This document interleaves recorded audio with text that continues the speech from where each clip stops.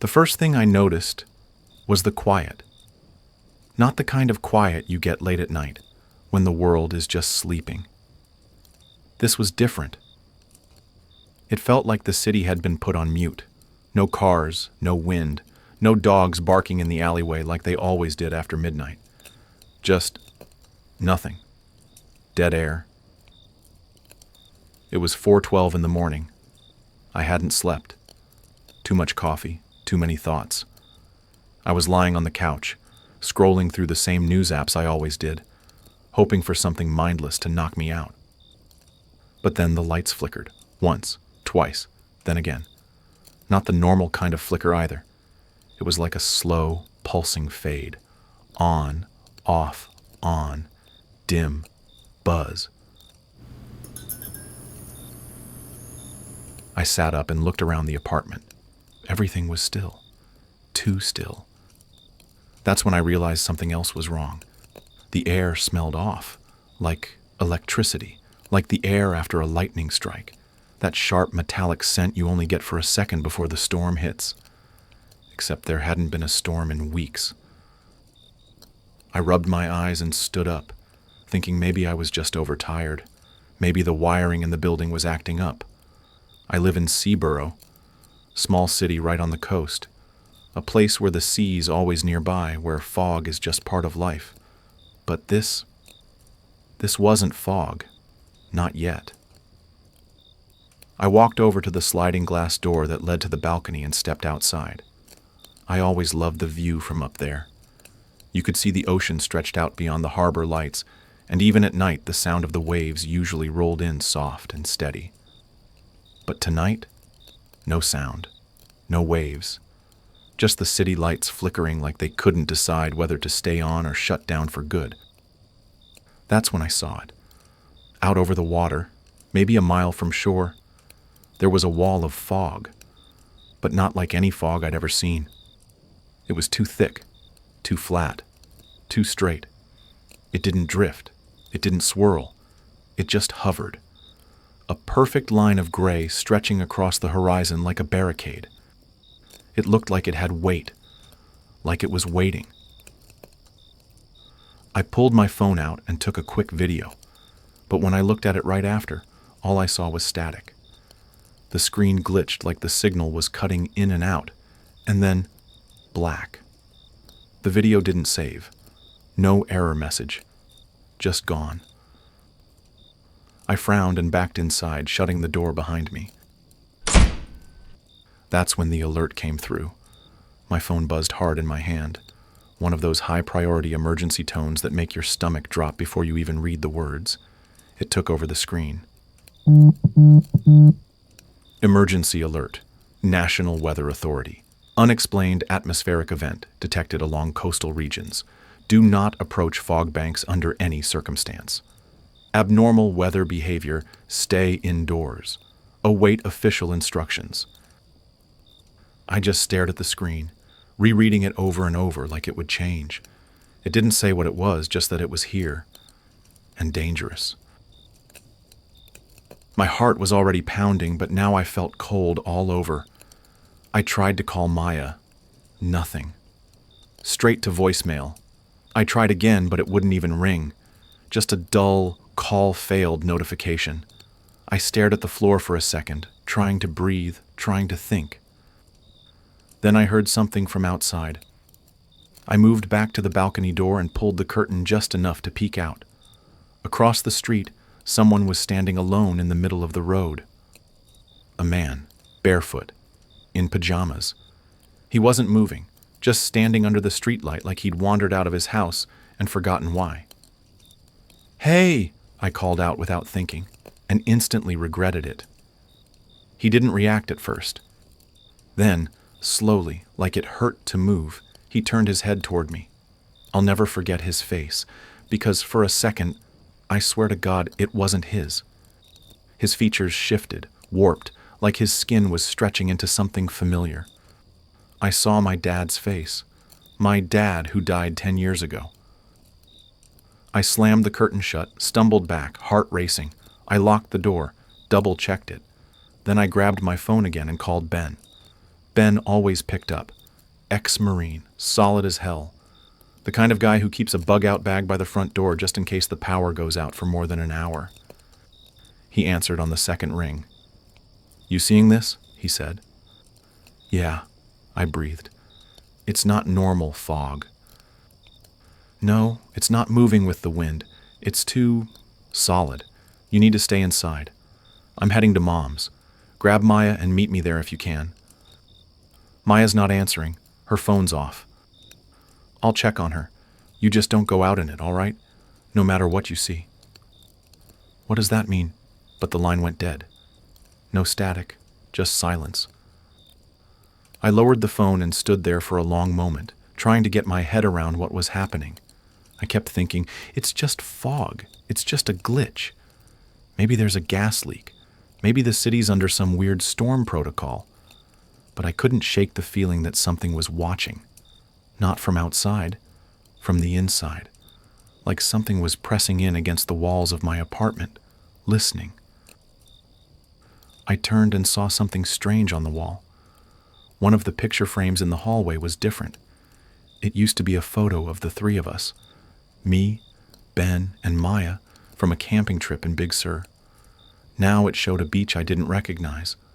The water was bright blue, and Maya was there, standing barefoot in the waves, smiling like I'd never seen her smile before. I blinked. The photo snapped back to the original. I moved closer, my breath fogging the glass. The frame was cold to the touch. My skin prickled. Was I seeing things? That's when the first person disappeared. I didn't hear it happen. I didn't see it. But I saw the aftermath. Her name was Mrs. Elwood. She lived 2 floors up, retired teacher, sweet woman, baked cookies for everyone during the holidays.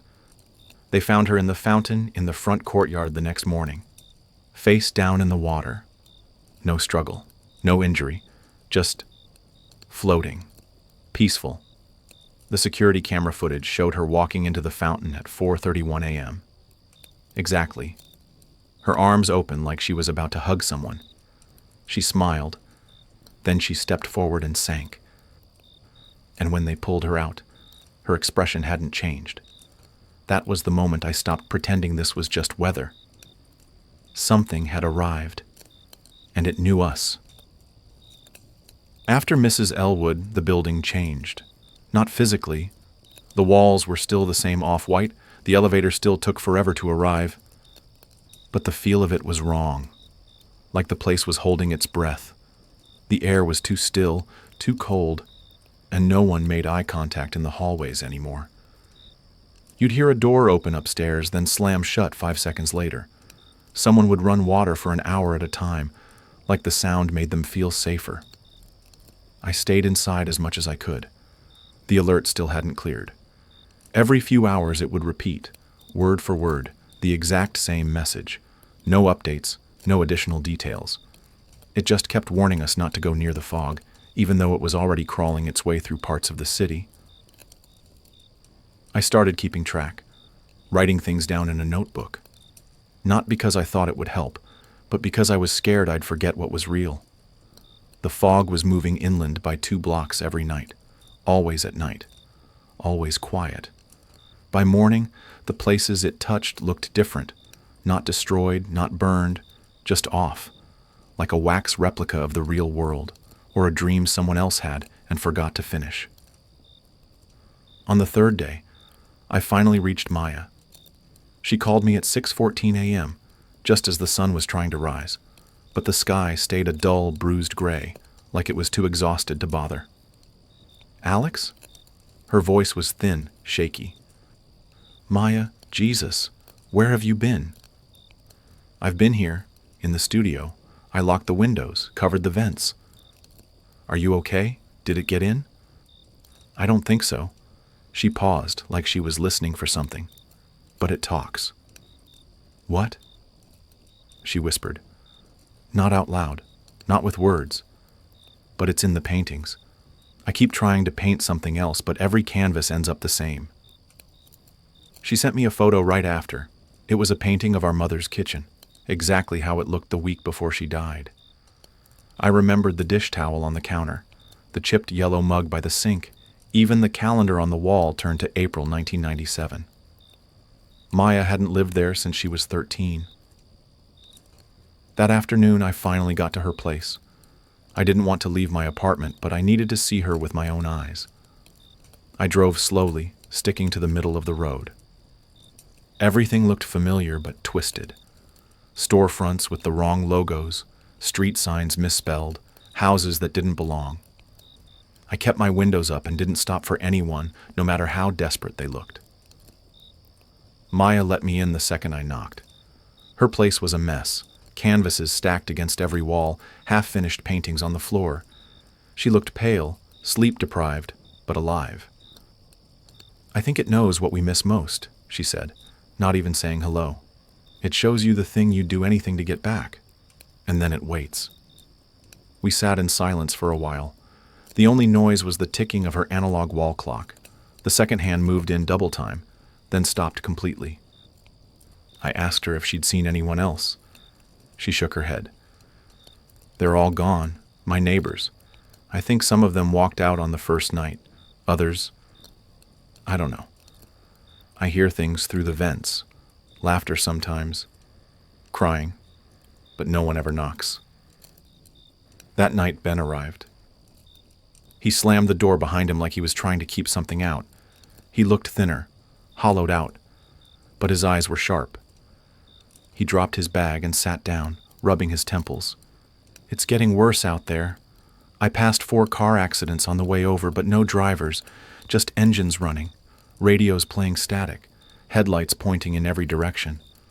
And this guy," he stopped. "This guy was just standing in the middle of the road. Same place for 2 hours, according to a woman I met. Not moving, not blinking, just standing there." "Did you talk to him?" Maya asked.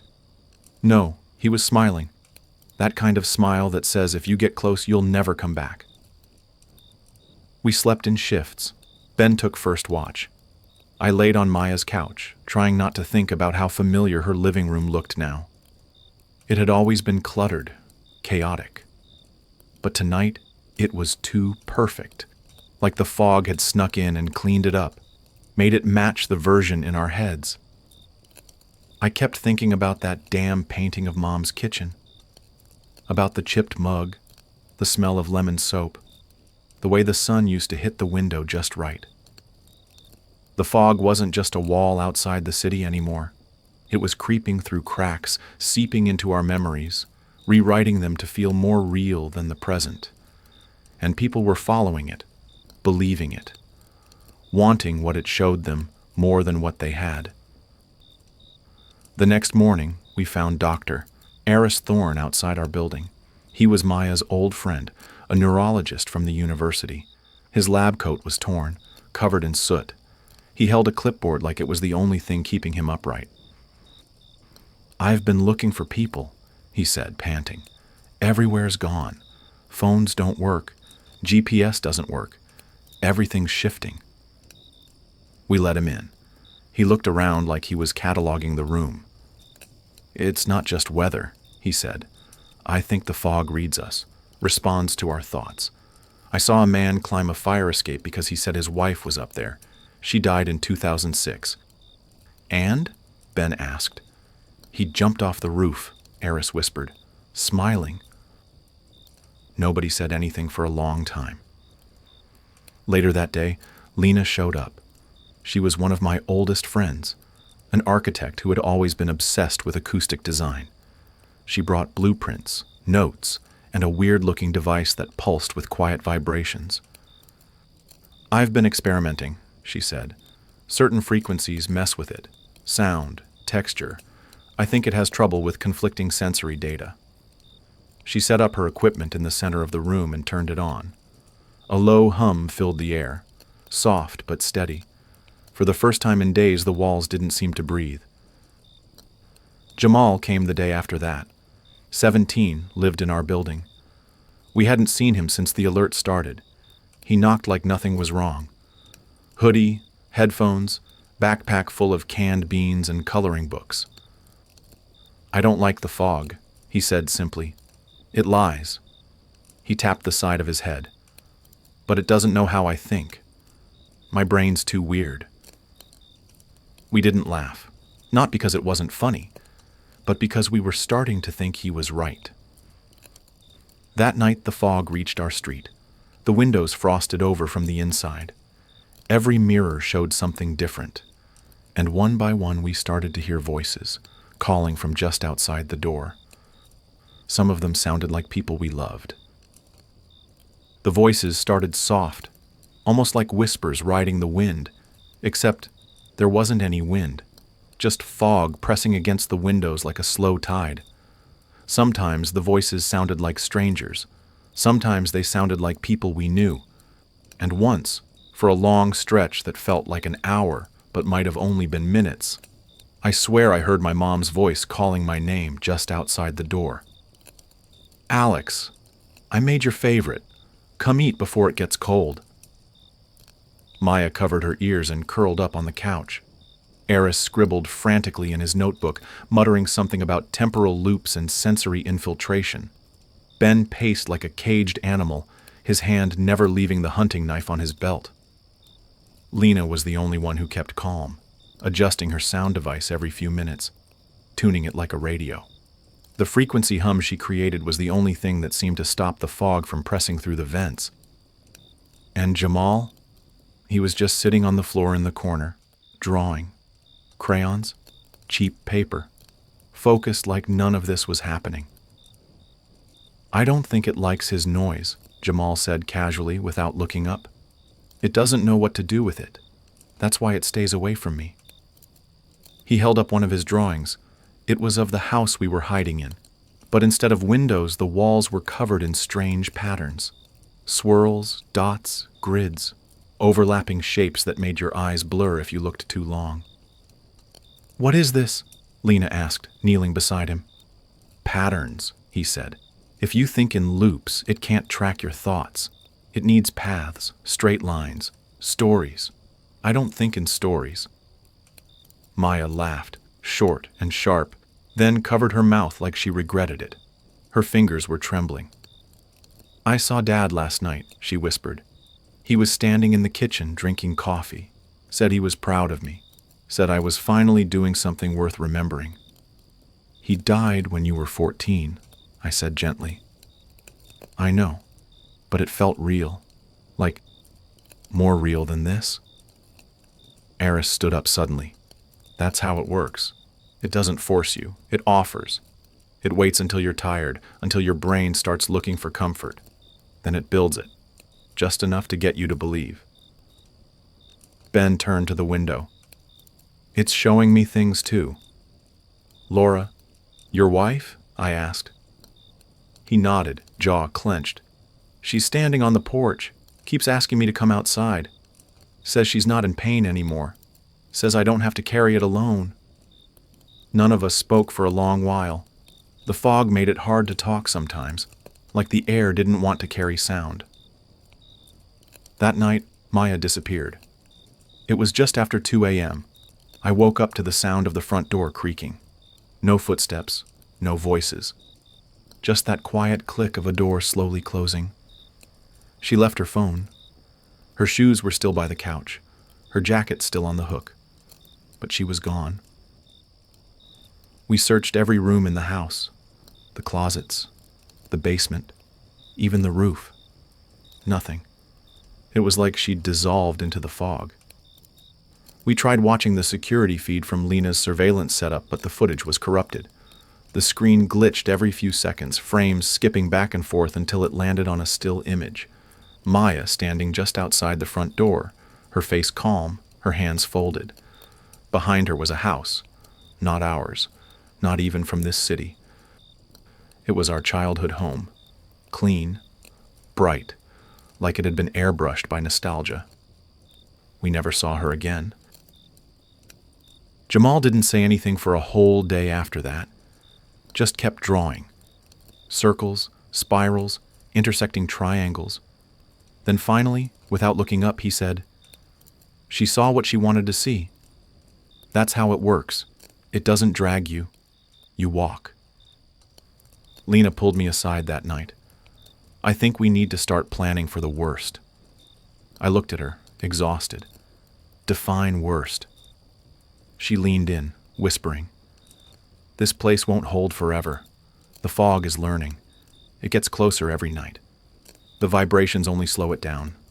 And sooner or later, one of us is going to believe something we shouldn't.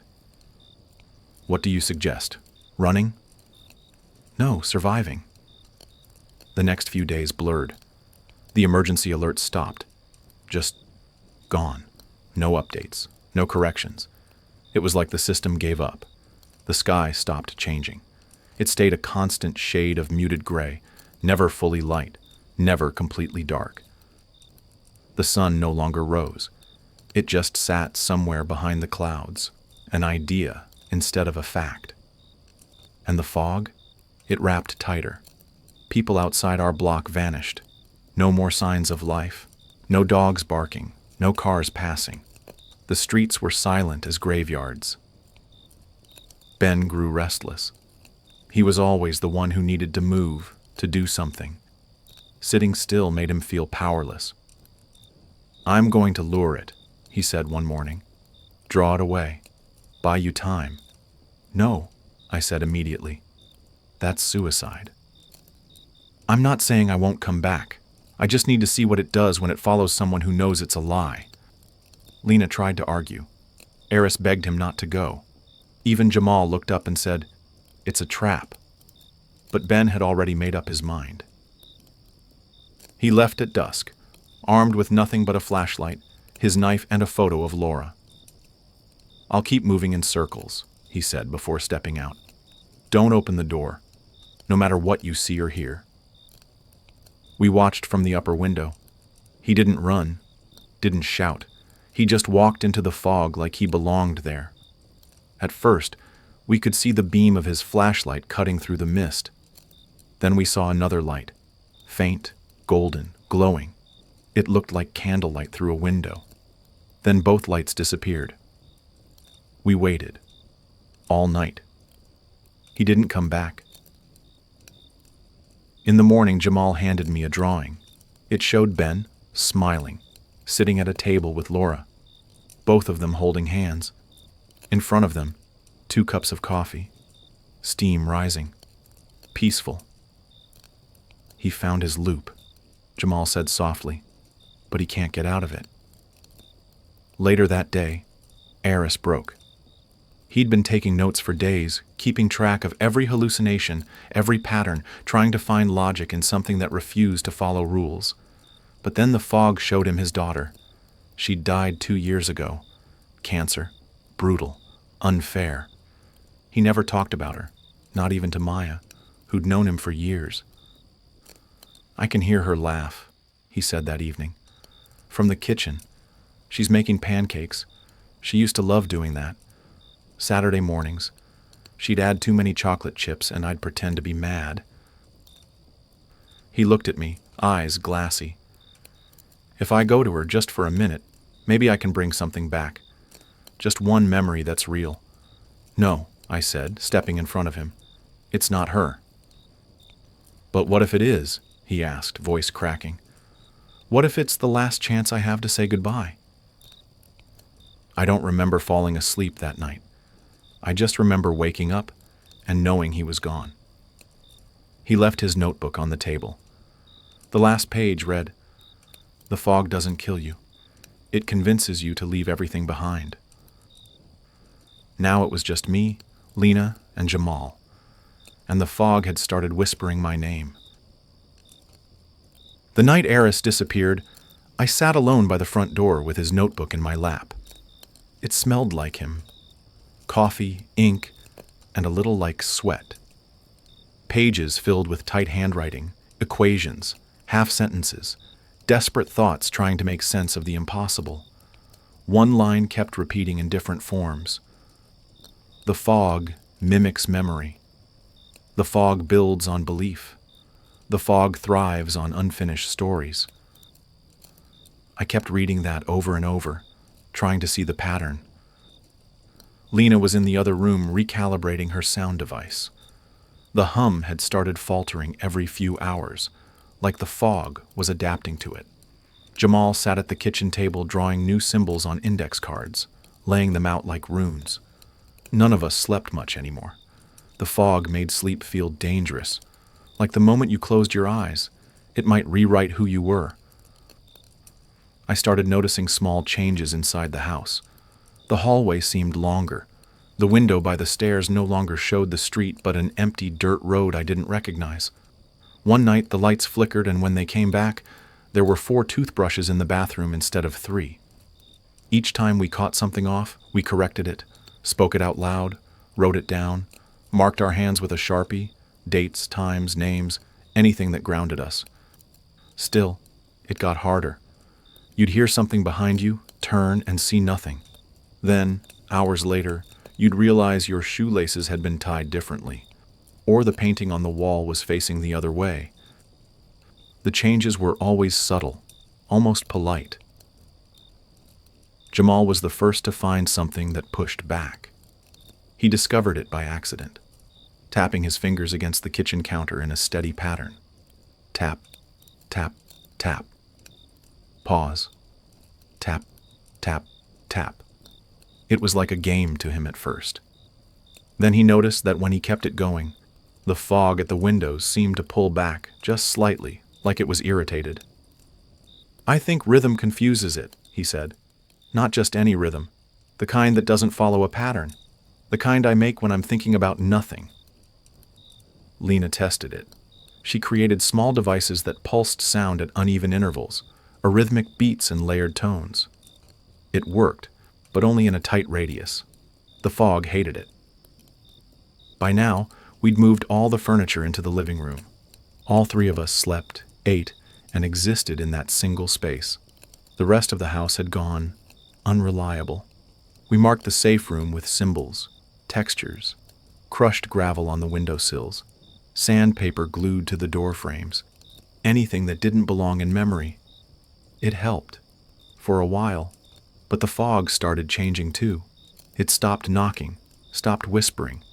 Instead, it started waiting. One evening I looked out and saw myself standing on the porch. Same clothes, same face, even the same scar above my eyebrow from when I crashed my bike as a kid.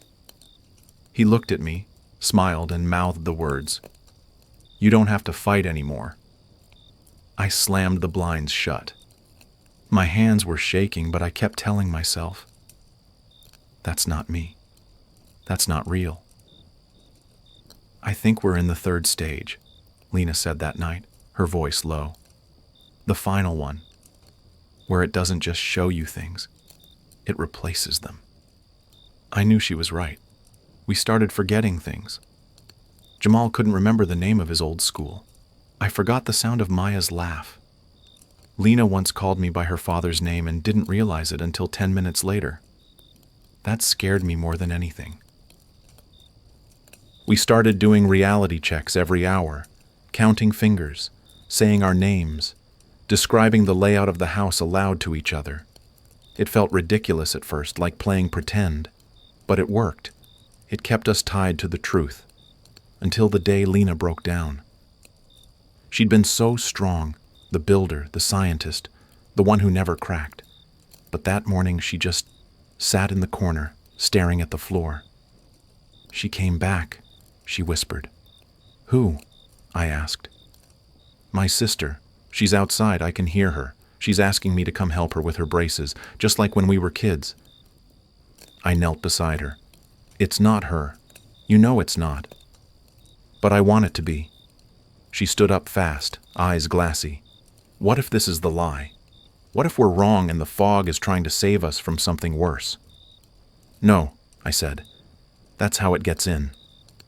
She looked at me for a long time. Then she turned away. That night, I tied the door shut from the inside. I don't think she was trying to hurt us. But around 3:30 a.m., I woke to the sound of rope snapping. When I rushed to the door, it was swinging open. Lena was gone. Jamal and I stood in the doorway and watched her walk down the steps barefoot, toward the fog. She didn't look scared. She looked relieved. "She always wanted to fix things," Jamal said. "But some things aren't supposed to be fixed. I closed the door and locked it. Then I sat on the floor, my back against the wood, and cried, quietly. So Jamal wouldn't hear. Now it was just the two of us. Jamal had grown quieter too, not withdrawn, just more focused. He drew constantly, new shapes, new defenses. Sometimes he hummed to himself in strange scales that didn't seem to follow any musical logic. It gave me headaches. But the fog stayed back when he did it. He showed me one of his newest drawings. It was a map of the city, or what was left of it. He'd sketched out a spiral pattern through the streets, with arrows and little X's. If we follow this path, he said, we can get to the roof of the medical tower downtown. That's where they're coming. Who? I asked. He pointed to a note he'd written in block letters across the top of the map. They can only find us if we make noise the fog can't follow. They? I asked again gently. Rescue, he said. I almost laughed. Almost. But there was something in his face. Not hope, not certainty, just clarity, like he knew. I stared out the window. The fog had wrapped around the house completely. We were floating in a gray sea now, our little island of texture and sound barely holding on. They'll find us, Jamal whispered, as long as we keep making the right kind of noise. I looked down at his map. I looked at his hands, steady, precise, unshaken. And I started to believe, because at this point, belief was all we had left. We left just before dusk. I tied Jamal's noise machine, a hacked-together box of small speakers, rubber bands, and vibration pads, to my backpack. It emitted a chaotic, arrhythmic beat, like a broken metronome having a seizure. The fog hated it. Every time he turned it on, the mist around the windows would shiver and pull back slightly, as if wincing. We each carried only what we needed: water, backup batteries, a compass. Jamal insisted the fog scrambled GPS, and copies of his hand-drawn map. No phones.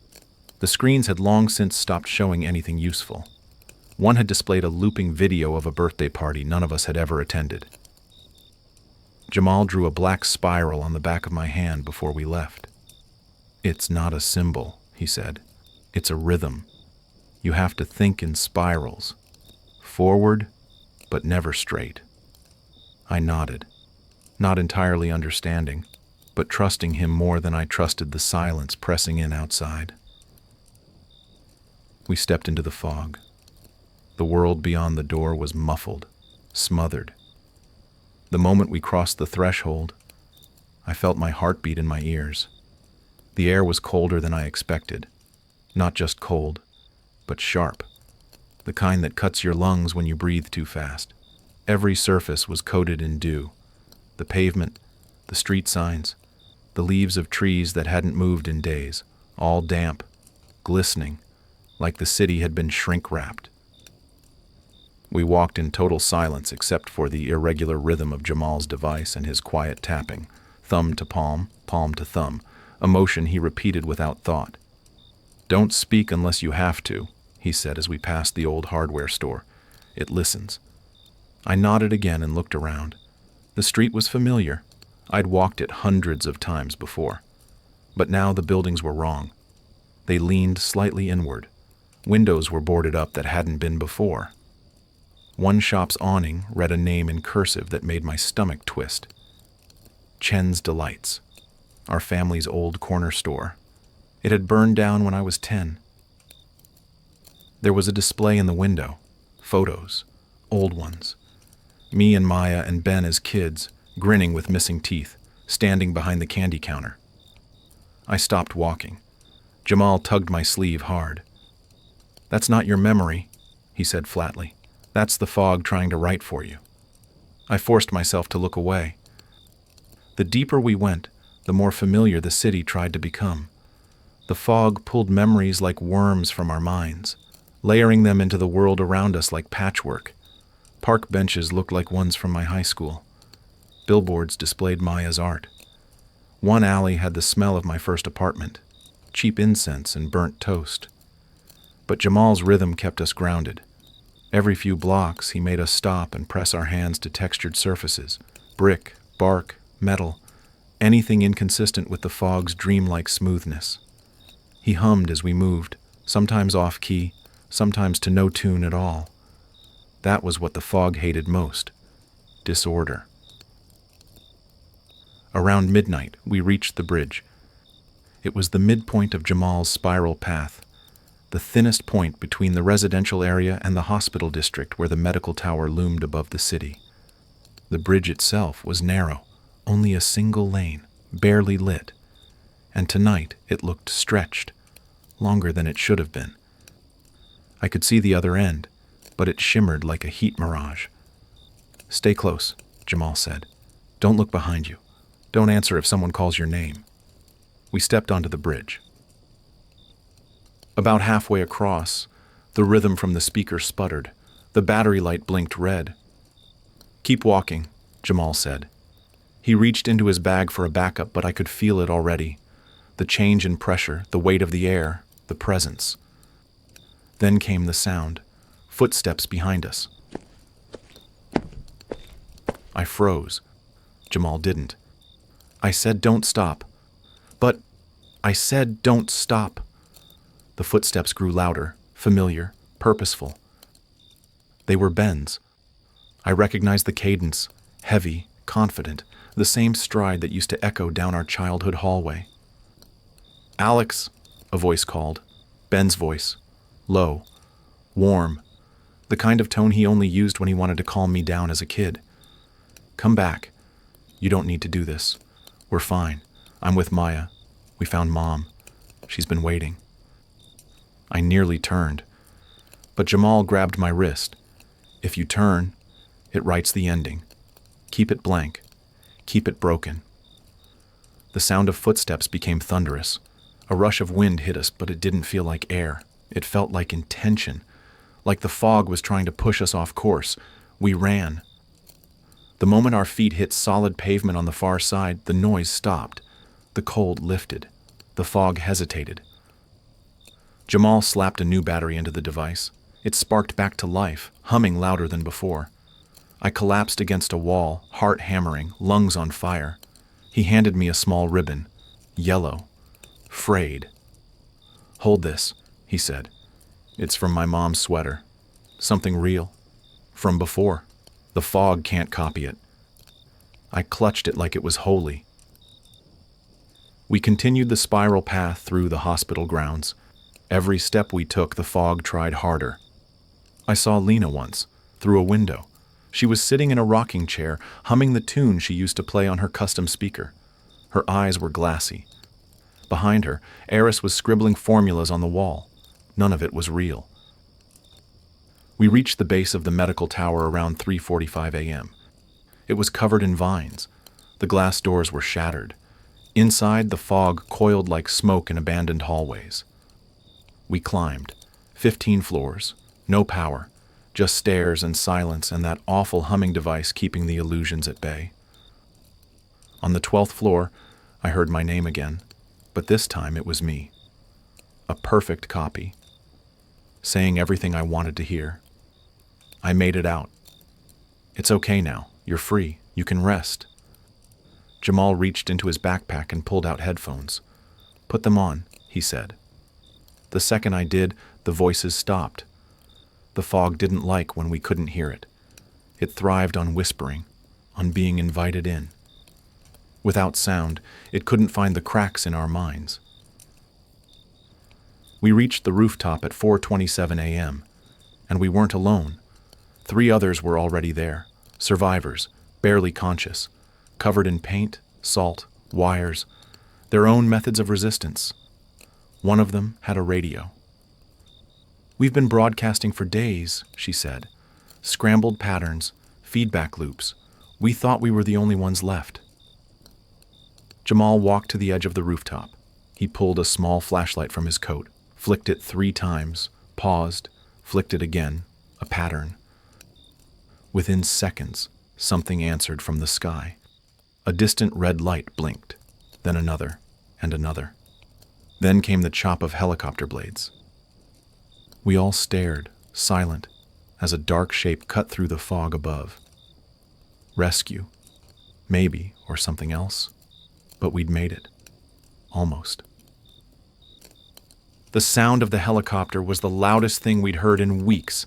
It hit like thunder, a pulsing, physical beat that cut through the fog like it was flesh. For a second, I thought I was hallucinating it. But then the air began to churn, and the fog flinched, visibly, like it recoiled from the noise. Jamal stood still, staring straight up, the flashlight still gripped in his hand. I looked at him, ready to ask if this was real. But then a voice crackled over a loudspeaker, sharp and commanding. "Hold your position. Do not move." A black military helicopter hovered overhead. No insignias, no country markings. Just matte black steel and masked figures peering down at us from the open side doors. A spotlight washed over the rooftop. One of the survivors, a woman named Lena, I learned later, shielded her eyes and flinched. We didn't move. Ropes dropped. 3 soldiers rappelled down in fluid motion, wearing suits that looked more like radiation hazmat gear than rescue uniforms. They didn't speak, just scanned us one by one with handheld devices that buzzed low and slow when aimed at our faces.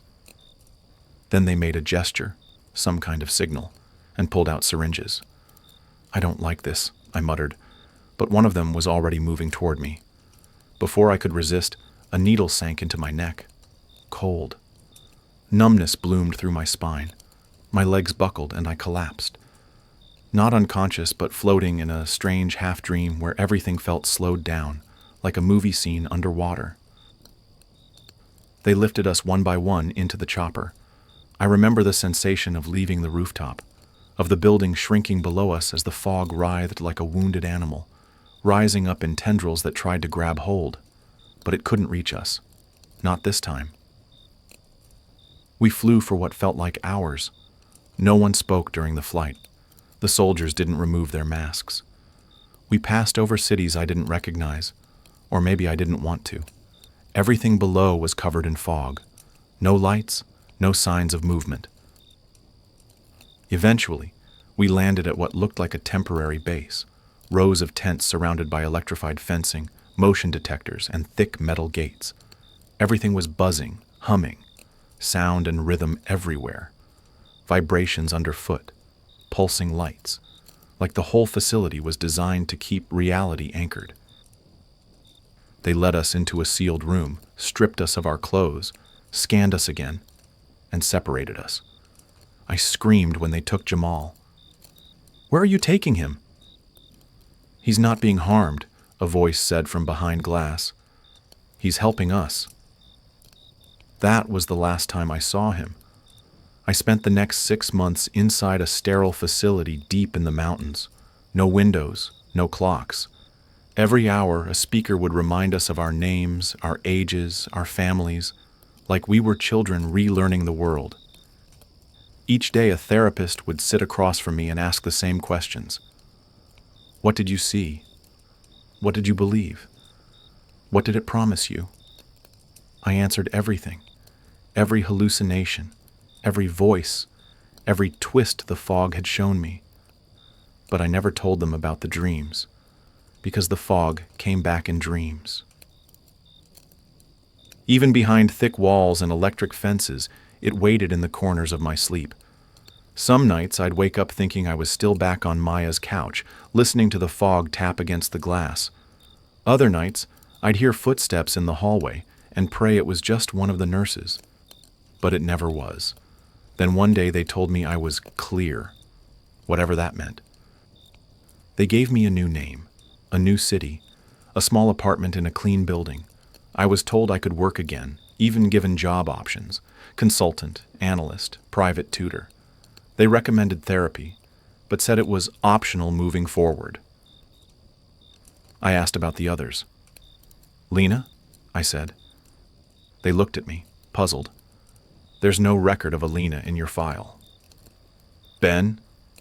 "I'm sorry. That name doesn't come up either." I didn't bother asking again. "Jamal?" No answer. It was like they'd never existed. The city they placed me in was somewhere inland. No coast in sight. Quiet. Generic. The kind of place where every building looks like it was designed by the same person. It was clean, safe, full of well-lit parks and smiling neighbors who didn't ask questions. Every morning I had to remind myself, you survived. But I didn't feel like I did. I watched the news every day. Local channels, national coverage, weather reports. I became obsessed with weather, with clouds, with pressure readings, with fog patterns. But nothing ever came close. Until one morning, sitting in a small cafe, stirring sugar into my coffee, I saw a headline on the bottom of a muted TV screen mounted in the corner. Federal success in massive weather containment operation. Project Whiteout deemed closed. City reconstruction to begin in phased schedule. No civilian casualties. I stared at those last words like they might rearrange themselves if I blinked hard enough. No casualties? I wanted to scream. Instead, I walked home in silence, poured a drink, sat on the couch, stared at the wall. Eventually, I opened the kitchen drawer and pulled out the small strip of yellow fabric I'd kept hidden. Jamal's ribbon, the one he gave me on the bridge, the one thing they hadn't found. I held it for a long time, pressing it between my fingers like a prayer bead. The edges were fraying, the color fading. But it was real. Proof of what happened. Proof of who we were. Outside, the wind picked up. Nothing major, just a breeze. But I smelled it again, that faint, sharp scent of ozone. I closed the window. They say the fog was contained, that it's over, that the cities are being rebuilt, families relocated, lives restored. But I know better. I know the fog didn't just want to destroy, it wanted to become. And in the quiet, when I'm alone, I sometimes wonder, what if this is just another version of it? A calmer one, a reward for surviving, because it never lied about what it gave us. It showed us what we missed. It gave us peace. We just had to stop fighting. But I'm still fighting, every day, because someone has to remember. Someone has to carry the truth, not for the world, not for the record. For them, for Ben and Maya and Lena, for Aris, for Jamal. They didn't just disappear, they chose, and I won't let them vanish, not completely. So I write, quietly, carefully. In notebooks I hide in the walls, and maybe one day someone else will find them, and they'll know. Some truths are too heavy for the world to carry, so we let them sink into the fog.